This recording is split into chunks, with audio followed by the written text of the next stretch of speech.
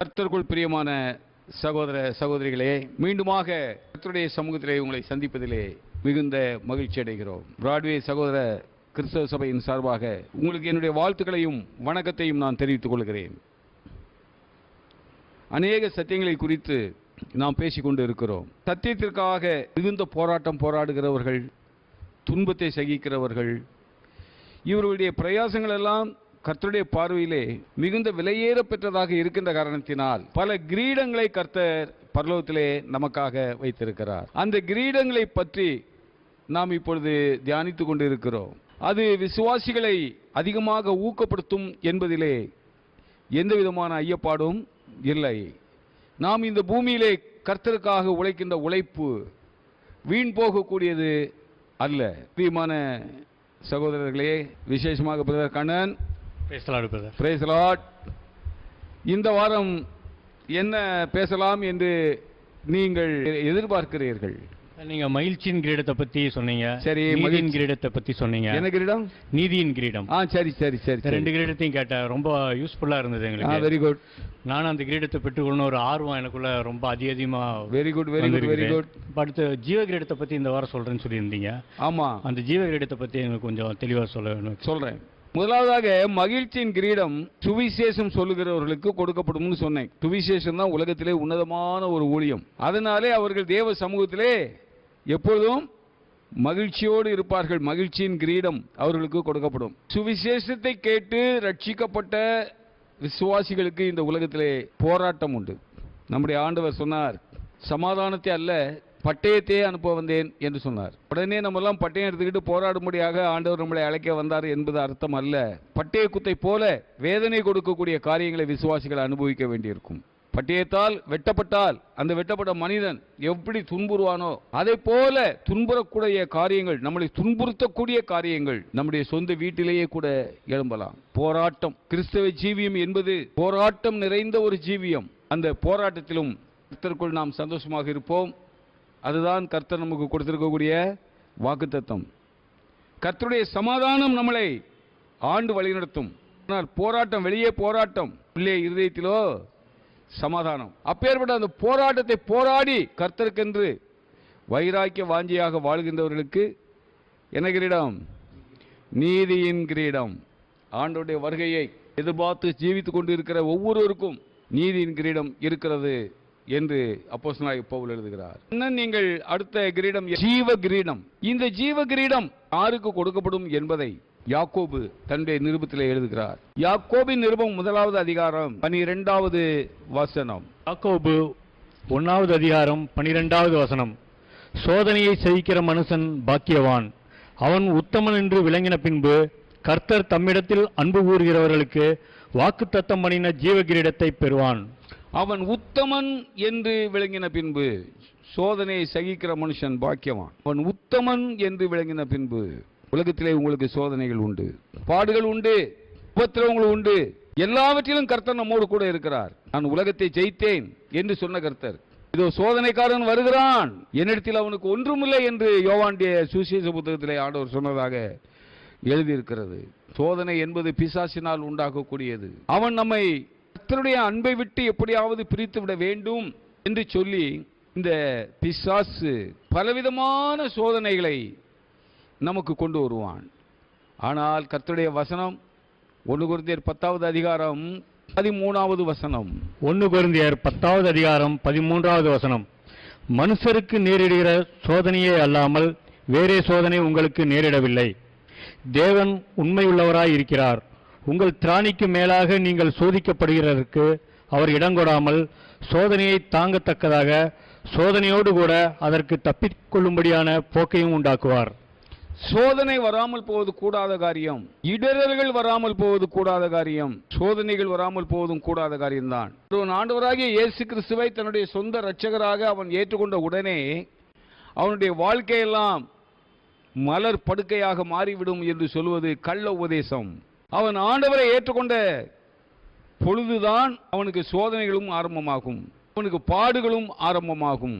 இந்த உலகத்திலே நமக்கு ஏற்படக்கூடிய இந்த பாடுகள் இனி வரக்கூடிய அந்த மகிழ்ச்சியோடு கூட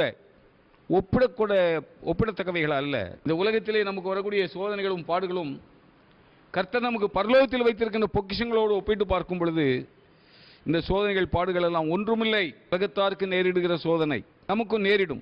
கள்ள உபதேசத்தால் ஈர்க்கப்பட்டு போனவர்கள் இந்த சோதனைகள் வரும் பொழுது விழுந்து போவார்கள் அல்லது பின்வாங்கி போவார்கள். ஆனால் உண்மையான சத்தியத்தை அறிந்தவர்கள் சோதனைகள் வரும் பொழுது கர்த்தருக்குள்ளே மகிழ்ச்சி அடைவார்கள். ஏனென்றால் நாம் சோதிக்கப்படும் பொழுதெல்லாம் கர்த்தர் நம்மோடு கூட இருக்கிறார். சோதிக்கப்படும் பொழுது மாத்திரமல்ல, எல்லா நேரங்களிலும் கர்த்தர் நம்மோடு கூட இருக்கிறார். நாம் சோதிக்கப்படும் பொழுது விசேஷித்த நிலைமையிலே கர்த்தர் நம்மோடு இருந்து நம்மளை பலப்படுத்துகிறார். சோர்ந்து போகாதபடிக்கு, சோதனை கண்டு நாம் சோர்ந்து போகாதபடிக்கு அவர் நம்மோடு இருந்து நம்மளை பலப்படுத்துகிறார். நம்மளை பலப்படுத்துகிறார். ஒரு விசுவாசிக்கு சோதனைகள் அவசியம். ஒரு விசுவாசிக்கு சோதனைகள் அவசியம். சோதனை இல்லாவிட்டால் அவன் ரட்சிக்கப்படவே இல்லை.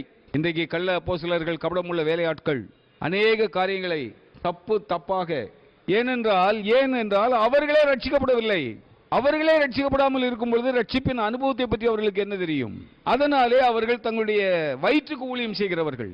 பணத்திற்காக கள்ள உபதேசங்களை ஜனங்களுக்கு கொடுத்து ஜனங்களை வஞ்சிக்கிறவர்கள். அதனால்தான் அவர்கள், ஐயோ எனக்கு அவங்க சொல்றதை திருப்பி சொல்றதுக்கே எனக்கு வெக்கமா இருக்கு. அந்த அளவிற்கு ஜனங்களுக்கு தப்பான வாக்குத்தத்தங்களை கொடுக்கிறார்கள். ஆனால் அருமையான சகோதரியே, சோதனைகளை நாம் சகிப்பதற்கென்றே அழைக்கப்பட்டவர்கள். ஆனால் உலகத்தாருக்கு நேரிடுகிற சோதனை தான் நமக்கு. அதைவிட மிஞ்சியெல்லாம் ஒன்றுமில்லை.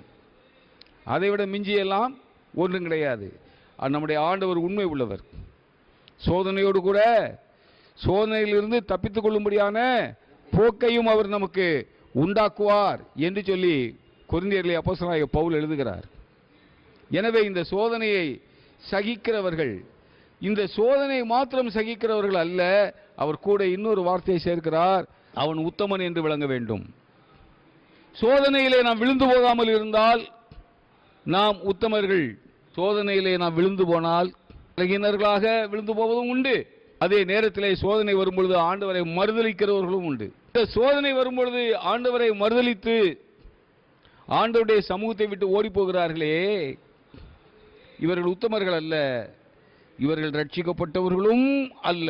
உண்மையாக ரட்சிக்கப்பட்ட ஒருவன் சோதனை வேளையில்தான் அதிகமாக ஆண்டவரை பற்றி கொள்ளுவான்.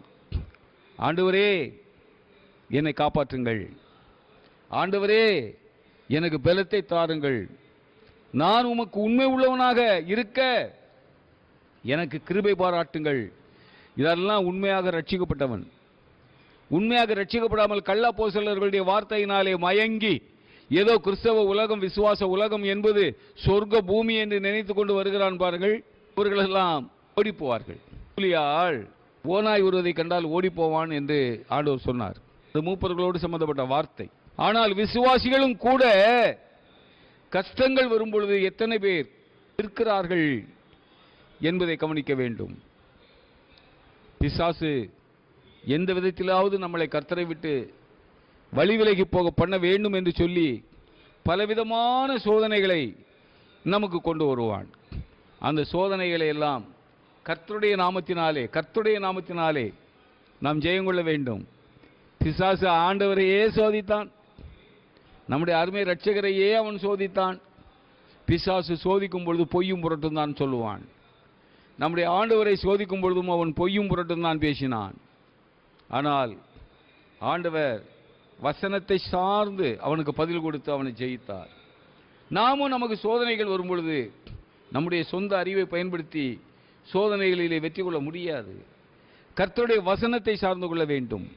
ஆண்டவரே உம்முடைய வார்த்தை இப்படி சொல்லுகிறது, உம்முடைய வசனம் இப்படி சொல்லுகிறது, உம்முடைய வசனத்தின்படி அடியனுக்கு இறங்கும், நான் உம்முடைய வசனத்தை கை கொள்ளுகிறேன், உம்முடைய வசனத்திலே வாஞ்சியாக இருக்கிறேன், உம்முடைய வசனத்தின்படி எனக்கு இறங்கும் என்று சொல்லி கர்த்தருடைய சமூகத்திலே கெஞ்சி நாம் ஜெபிப்போம் என்றால் கர்த்தர் நம்மை கைதூக்கி விடுவார். இன்னும் சொல்ல போனால் சோதனைகள் வருவது நல்லது. நான் உபத்திரப்பட்டது நல்லது, அதனாலே நான் கர்த்தருடைய பிரமாணங்களை கற்றுக்கொண்டேன் என்று 119வது சங்கீதத்திலே சங்கீதக்காரன் சொல்லுகிறான். விசுவாசிகள் தேவனிடத்திலே அன்பு கூறுகிறவர்களுக்கு, அவரால் தெரிந்து கொள்ளப்பட்ட விசுவாசிகளுக்கு, அவரிடத்திலே அன்பு கூறுகிறவர்களுக்கு சகலமும் நன்மைக்கு எதுவாக தான் நடைபெறும். ஒன்றாவது அவர்களை சேதப்படுத்தாது. ஒன்றாவது அவர்களை சேதப்படுத்தாது. அருமையான சகோதரனே, முதலாவதாக சோதனையை சகிக்க வேண்டும். இரண்டாவதாக சோதனை காலத்திலும் நாம் ஆண்டவருக்கு உண்மை உள்ளவர்களாக இருக்க வேண்டும். நாம் ஆண்டவருக்கு உண்மை உள்ளவர்களாக நாம் இருக்க வேண்டும். சங்கீத புத்தகத்திலே சங்கீதக்காரனாகிய தாவீது சொல்வார், நான் என் தேவனுக்கு துரோகம் பண்ணினதில்லை. நான் என் தேவனுக்கு துரோகம் பண்ணினதில்லை. அதாவது நான் கஷ்டங்கள் வரும்பொழுது, துன்பங்கள் வரும்பொழுது, நான் விட்டு விட்டு வந்த நரகலான நமஸ்கரிக்க தகாத அருவருப்பான விக்கிரகங்களை சோதனை காலத்திலே நான் திரும்பி பார்த்ததில்லை என்பதான் அதற்கு அர்த்தம். நான் என் தேவனுக்கு துரோகம் பண்ணியதில்லை என்று. விசுவாசிகளாகிய நாமும் எல்லா நேரங்களிலும் கர்த்தருக்கு உண்மை உள்ளவர்களாக உத்தமர்களாக நாம் நடந்து கொள்ள வேண்டும். அப்பொழுது நமக்கு ஜீவ கிரீடம். இது முதல் டெஸ்ட், பிலிமினரி டெஸ்ட். அதன் பிறகு பிரதானமான காரியம் லகுவானது. அந்த முதல் ஸ்டெப் தான் கஷ்டம். இரண்டாவது உள்ளது லகுவானது. கர்த்தர் தம்மிடத்தில் அன்பு கூறுகிறவர்களுக்கு வாக்குத்தத்தம் பண்ணின ஜீவ கிரீடம். அதனை சகிக்கிறவர்களுக்கு, உத்தமர் என்று விளங்குகிறவர்களுக்கு ஜீவ கிரீடம் உண்டு. அதே நேரத்திலே கர்த்தரிடத்திலே அவர்கள் அன்பு கூற வேண்டும். வெளிப்படுத்தின விசேஷம் 2வது அதிகாரம் 10வது வசனத்தை வாசியுங்கள். வெளிப்படுத்தின விசேஷம் 2:10. வெளிப்படுத்தின விசேஷம் 2வது அதிகாரம் 10வது வசனம். நீ படப்போகிற பாடுகளை குறித்து எவ்வளவும் பயப்படாதே. இதோ நீங்கள் சோதிக்கப்படும் பொருட்டாக பிசாசானவன் உங்களில் சிலரை காவலில் போடுவான். 10 நாள் உபத்திரவப்படுவீர்கள். ஆயிலும் நீ மரணபரியந்தம் உண்மையாயிரு, அப்பொழுது ஜீவ கிரீடத்தை உனக்கு தருவேன். இந்த வேத புத்தகத்திலே கிரீடங்களை பற்றி சொல்லக்கூடிய இடத்திலே நாம் மகிழ்ச்சியின் கிரீடம் வாசித்தோம், நீதியின் கிரீடம் வாசித்தோம். இவைகளெல்லாம் ஒரே ஒரு இடத்தில் தான். மகிழ்ச்சியின் கிரீடமா அந்த 1 தெசலோனிக்கர் புத்தகத்தில் மட்டும்தான், ஒரு இடத்தில் மட்டும்தான் சொல்லப்பட்டது. இந்த நீதியின் கிரீடமா தீமோத்தேயுவுக்கு எழுதிய நிருபத்தில் மட்டும்தான், ஒரு இடத்தில் மட்டும்தான் சொல்லப்பட்டுள்ளது. ஆனால் இந்த ஜீவ கிரீடம் மட்டும் 2 இடத்தில் சொல்லப்படுகிறது. ஒன்று யாக்கோபு, இன்னொன்று வெளிப்படுத்தின விசேஷம். இந்த 2 இடத்திற்கும் உள்ள உண்மையை நீங்கள், ஒற்றுமையை நீங்கள் பார்க்க வேண்டும். 2 இடத்திலுமே சோதனையை சகிக்கிறவனுக்கு தான் இந்த கிரீடம். 2 இடத்திலுமே சோதனை சகிக்கிறவனுக்கு தான் இந்த கிரீடம். யாக்கோபு நிருபத்திலே பரிசுத்த ஆவியானவரால் ஏவப்பட்டு யாக்கோபு எழுதினார். வெளிப்படுத்தின விசேஷத்திலே தேவ தூதன் யோவானுக்கு தரிசனத்தில் காண்பித்த காரியங்கள். 2லுமே சோதனையை சகிக்கிறவர்களுக்கு தான் இந்த ஜீவ கிரீடம். எல்லாவற்றிற்கும் மேலாக தேவனிடத்திலே அன்பு கூறுகிறவர்களுக்கு தான். நீங்கள் சோதனையை எப்பொழுது நீங்கள் சகிக்க முடியும்? சோதனையை தேவனிடத்தில் அன்பு கூர்ந்தால் மட்டும்தான் நீங்கள் சோதனையை சகிப்பீர்கள். ஏனென்றால் என்னை நேசித்த என் கர்த்தரை, நான் உயிரிலும் மேலாக நேசிக்கின்ற என் கர்த்தரை இந்த சோதனை பிரித்துவிடக் கூடாது என்கின்ற வைராக்கிய வாஞ்சையோடு நாம் கர்த்தரை பின்பற்றி வாழ்வது எப்பொழுது? நாம் கர்த்தரை நேசிக்கும் பொழுது. இன்னைக்கு அநேகர் சொல்லுகிறார்கள், நீ ஆண்டவருக்காக கொடுத்து பார், என்னெல்லாமோ சவால் விடுறாங்க. நான் திரும்பவும் சொல்றேன், அவனுக்கு பேசக்கூடிய பேச்சையெல்லாம் ரிப்பீட் பண்ண கூட எனக்கு வெக்கமா இருக்கு. ஒரு உதாரணத்துக்கு ஒன்று சொல்லுகிறேன். நீ கர்த்தருக்கென்று கொடுத்து பார், உன் கடன்களை எல்லாம் கர்த்தர் நீங்க போக செய்வார். அநேக சபைகளிலே கட்டுகள் உடைவதற்கு என்றே ஒரு ஜெப கூட்டமாம். என்னையா இது? நமக்கு கேள்விப்படாத காரியங்களா இருக்கு. கர்த்தரை நேசிக்கிறவர்களிடத்திலே கட்டுகள் என்ன செய்யும்? யார் அவர்களை கட்ட முடியும்? சரி, சப்ஜெக்டுக்கு வரேன். நீ கொடு. வாசி கொடுத்தான் என்றால் அவனுடைய கடனை எல்லாம் கர்த்தர் வைப்பாராம். இவன் பிச்சை எடுக்கிறான் பாருங்க, தான்னுட்டு. இவன் கடனை யார் அடைக்கிறது? காலம் பூரா கடன் தானே. இவன் சாகுற வரைக்கும் கடன்ல தான் சாவானா? இவன் சாவை எடுக்கன்னா கூட பிச்சை எடுத்து தான் சரீர அடக்கம் பண்ணணுமா? இதை எந்த விசுவாசியாவது யோசிச்சு பார்க்கறானா? நான் ஆசீர்வதிக்கப்படுவேன்னு சொல்றானே, அப்ப இவன் ஏன் ஆசீர்வதிக்கப்படாம கடங்கார பயலாவே இருக்கான்? காலம் பூரா உண்டி ஏந்திக்கிட்டு தான் நிலைகிறான். இதை விசுவாசிகள் சிந்திப்பதில்லை. ஏனென்றால் அவர்கள் உண்மையான விசுவாசிகளாக இருந்தால் பரிசுத்த ஆவியானவர் அவர்களுடைய இருதயத்திலே கிரியை செய்வார். ஏமாந்து போகாதடா, அவன் கள்ளா போசலன் கபடமுள்ள வேலையாள், அவன் உன்னை உறிஞ்ச பார்க்கிறான், அவன் உலகத்தின் சிந்தனைகள் தான் அவனுக்குள்ளே இருக்கும், ஆவிக்குரிய சிந்தனைகள் அவனுக்குள்ளே இருக்காது. அதனால்தான் அவன் எனக்கு கடன் இருக்கு, ஊழியத்துக்கு கடன் இருக்கு, நீ குடுன்னு சொல்றான். ஆனா உன்கிட்ட என்ன சொல்றான்? கர்த்தர் உன் கடனை அடைப்பார்னு சொல்றான். என் கடனை அடைக்கக்கூடிய கர்த்தர் என் கடனை அடைப்பார் என்று எனக்கு உத்தரவாதம் சொல்கிறானே, அவன் கடனை அடைக்க மாட்டாரா? எவனாவது யோசிச்சு பார்க்கிறானா? ஏனென்றால் ஒருத்தனுக்கு கூட ஆண்டவர் மீது அன்பு கிடையாது, இந்த உலகத்தின் மீதுதான் அன்பு. வாக்குத்தத்தம் கொடுக்கிறவனுக்கும் இந்த உலகத்தின் மீதுதான், அழிந்து போகின்ற பொன் வெள்ளி இவைகளின் மீதுதான் வாக்குத்தத்தம் கொடுக்கிறவனுக்கும் அன்பு. பின்ன வாக்குத்தத்தத்தை பெறுகிறானே அவனுக்கும் எதிலே அன்பு? நான் 5 கொடுத்தா 10 கிடைக்கும். இல்லடா சூதாட்டம் பாடுறீங்க, ஒத்தையரட்டையா பார்க்குறீங்க, திருட்டு பயல்களா? ஆண்டவரிடத்திலே அன்பு கூறு, ஆண்டவரிடத்திலே நீ அன்பு கூறு, ஜீவகிரீடம் கிடைக்கும்.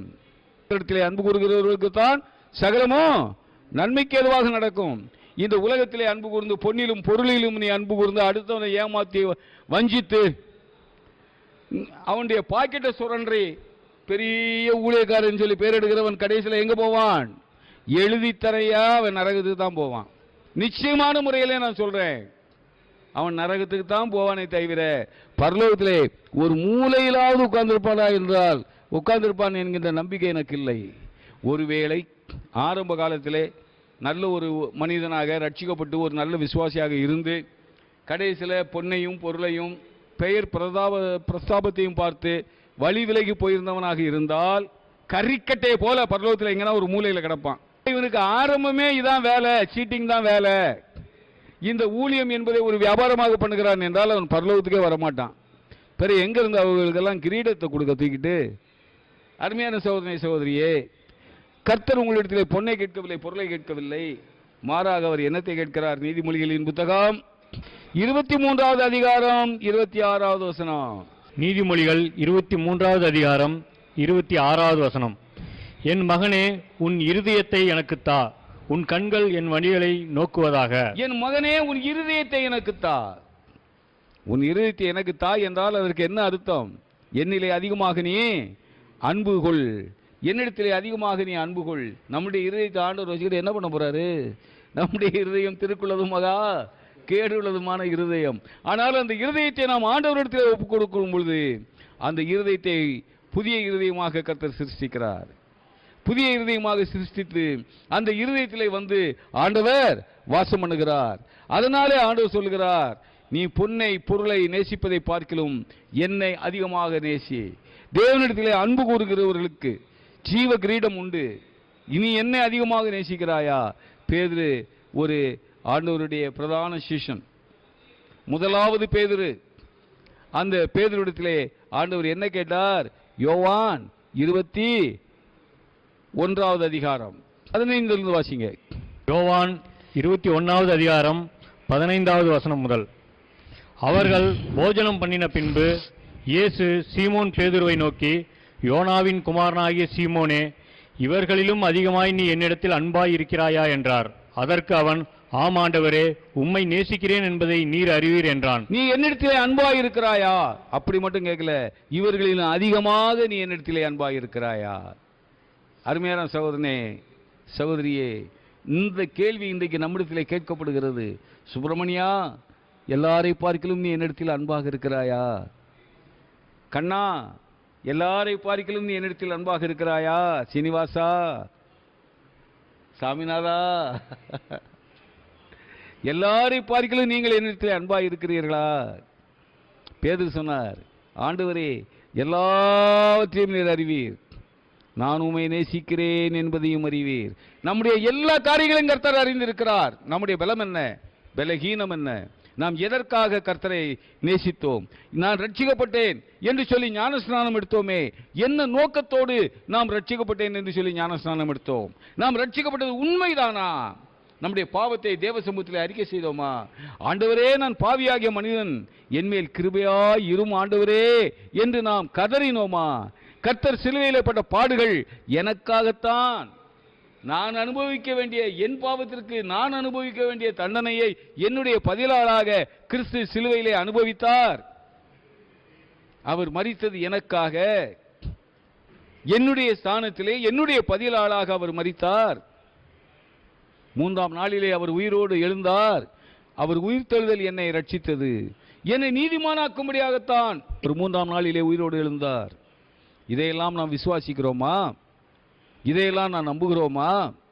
எனக்காக தன் சொந்த ஜீவனையே கொடுத்த என் அருமை ஆண்டவரே, நான் என்ன பதிலீடு செய்ய முடியும்? நான் என்ன பதிலீடு செய்ய முடியும்? அற்பன் ஆண்டவரே, என்னால் ஒரு பதிலீடும் செய்ய முடியாது. ஆனால் என் இருதயத்தை நான் உமக்கு தருகிறேன். என் இருதயத்தை நான் உமக்கு தருகிறேன். என் உள்ளத்தை உமக்கு ஒப்படைக்கிறேன். என் உள்ளத்திலே வந்து வாசம் பண்ணும். இதுதான் நாம் ஆண்டவரிடத்திலே செலுத்தக்கூடிய அன்பு. அதைத்தான் பேதுரு சொன்னார். எல்லாவற்றையும் நீர் அறிந்திருக்கிறீர், நீர் எல்லாவற்றையும் அறிந்திருக்கிறீர், நான் உம்மை நேசிக்கிறேன் என்பதையும் நீர் அறிவீர். இந்த ஸ்டேட்மெண்ட் நம்மளால் சொல்ல முடியுமா? ஆண்டவரே, எல்லாவற்றையும் நீர் அறிந்திருக்கிறீர். நான் எதற்காக உம்முடைய ராஜ்ய சமூகத்திலே வந்தேன்? எதற்காக நான் சபைக்கு வந்தேன்? எதற்காக நான் ஞான ஸ்நானம் பெற்றேன்? என் உள்ளம் எப்படிப்பட்டதாக இருக்கிறது? உம்முடைய சித்தம் என் ஜீவியத்தில் செய்யப்படுகிறதா? உம்முடைய சித்தத்திற்காக என் ஜீவியத்தை நான் உமக்கு ஒப்பு கொடுத்து உம்முடைய சித்தம் செய்யப்படுவதற்காக காத்திருக்கிறேனா? நான் உம்மை நேசிக்கிறேனா? எல்லாம் ஆண்டவரே உமக்கு தெரியும். அந்த பேதுரு சொன்னதை போல சொல்ல நம்மால் முடியுமா? முடியும் என்று சொன்னால் ஜீவகிரீடம் நிச்சயம். கண்ணன் என்னால் முடியும் என்று சொல்கிறார். அப்படி என்றால் கண்ணனுக்கு ஜீவகிரீடம் நிச்சயம். என்ன சாமிநாதா, முடியுமா? அப்போ உமக்கும் ஜீவகிரீடம் நிச்சயம். சகோதரிகளே, உங்களுக்கும் ஜீவகிரீடம் நிச்சயம் தானா? டவுட் பண்றாங்கய்யா. இல்லையா? நிச்சயமா ஜீவகிரீடம் கிடைக்குமா? என்ன தம்பி சீனிவாசா, ஜீவகிரீடம் அவருக்கு ஜீவகிரீடம் நிச்சயமாக கிடைக்கும், அது எனக்கு தெரியும். சரியா? அதனால அருமையான சகோதர சகோதரிகளே, இந்த வீடியோவை பார்த்து கொண்டு இருக்கக்கூடிய அருமையான கர்த்தருடைய பிள்ளைகளே, சகோதர சகோதரிகளே, தேவனிடத்திலே அதிகமாக அன்பு கூறுங்கள். இந்த உலகத்திலே அன்பு கூறுவது வீண். நாம் நம்முடைய மனைவி மக்கள் யாரிடத்தில் அன்பு கூர்ந்தாலும் அந்த அன்பிற்கெல்லாம் ஒரு அளவு உண்டு. ஒரு குறிப்பிட்ட காரியம் வரை தான் அவர்கள் அந்த அன்பை என்ஜாய் பண்ணுவாங்க, அந்த அன்பை நமக்கு திருப்பி காட்டுவாங்க. அவர்களுக்கு விரோதமாக ஒரு காரியத்தை நாம் செய்துவிட்டால் அன்பு எல்லாம் ஆட்டோமேட்டிக்கா எங்கேயோ ஓடிப்போம், நம்மை பகைப்பார்கள். ஆனால் தேவனுக்கு விரோதமாக எத்தனை முறை ஐயா நம்ம காரியங்கள் செய்திருக்கிறோம். நாம் ரட்சிக்கப்பட்ட பிறகு, ரட்சிக்கப்பட்டதுக்கு முன்னால் உள்ளதை விட்டுருங்க, நாம் ரட்சிக்கப்பட்ட பிறகு நம்முடைய அருமை ஆண்டவரை புண்படுத்தக்கூடிய காரியங்களை எத்தனை தடவை நாம் செய்திருக்கிறோம். அவருடைய அன்பை மாற்றி விட்டாரா நம்மளை விட்டு? அந்த அன்பை நம்மளை விட்டு எடுத்து போட்டு விட்டாரா? அதே மாறாத அன்புடனே இன்றைக்கு நம்மையில் அன்பு வைத்திருக்கிறார். அந்த ஆண்டவரிடத்திலே எந்த அளவிற்கு நாம் அன்பு வைத்திருக்கிறோம்? அளவிட முடியாத அன்பை நாம் ஆண்டவருக்கு செலுத்த வேண்டும். நம்முடைய இருதயத்தை பூரணமாக ஆண்டவருக்கு நாம் ஒப்பு கொடுக்க வேண்டும். நம்முடைய பொன்னை பொருளை அல்ல, நம்முடைய இருதயத்தை ஆண்டவருக்கு ஒப்பு கொடுத்து, ஆண்டவரே நான் உம்மை நேசிக்கிறேன் என்பதை நீர் அறிவீர் என்று சொல்லி நாம் வாழ்வோம் என்றால் எந்த சோதனையும் நம்மை வெற்றி கொள்ளாது. சோதனையிலே நாம் வெற்றி கொள்வோம், நாம் உத்தமர்கள் என்று விளங்குவோம். பூர்ண தேவ சமாதானம் நம்முடைய இருதயத்தை காத்துக்கொள்ளும். பரலோகத்திற்கு செல்லும் பொழுது நமக்கு ஜீவ கிரீடம் நிச்சயமாக உண்டு. அந்த நம்பிக்கை எனக்கு உண்டு, உங்களுக்கும் இருக்கும் என்று நம்புகிறேன். கண்டிப்பா உண்டு. கண்டிப்பா உண்டா? அப்போ ஜீவ கிரீடத்தை பற்றி பூர்ணமாக அறிந்து கொண்டீர்களா? புரிந்து கொண்டீர்களா? புரிஞ்சது. இத்தோடு இன்றைக்கு முடித்துக் கொள்வோம்.